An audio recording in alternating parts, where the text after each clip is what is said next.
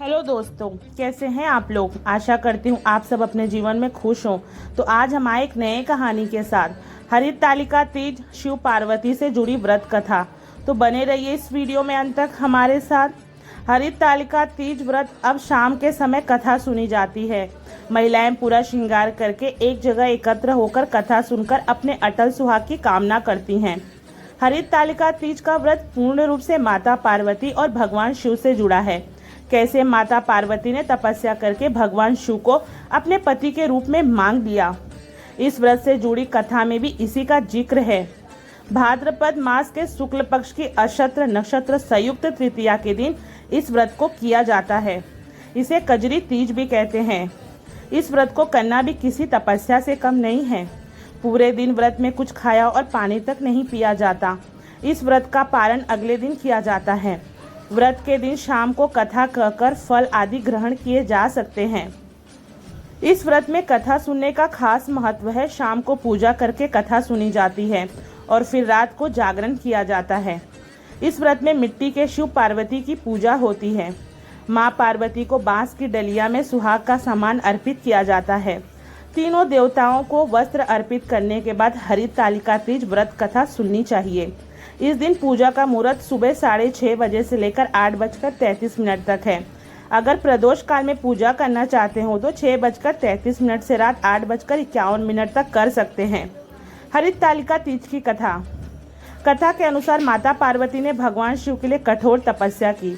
दरअसल माँ पार्वती का बचपन से ही माता पार्वती का भगवान शिव को लेकर अटूट प्रेम था। माता पार्वती अपने कई जन्मों से भगवान शिव को पति के रूप में पाना चाहती थी। इसके लिए उन्होंने हिमालय पर्वत के गंगा तट पर बचपन से ही कठोर तपस्या शुरू की। माता पार्वती ने इस तप में अन्न और जल का त्याग कर दिया था। खाने में मात्र सूखे पत्ते चबाया करती थी। माता पार्वती की ऐसी हालत को देखकर उनके माता पिता बहुत दुखी हुए थे। एक दिन देवऋषि नारद भगवान विष्णु की तरफ से पार्वती जी के लिए विवाह के लिए प्रस्ताव लेकर उनके पिता के पास गए।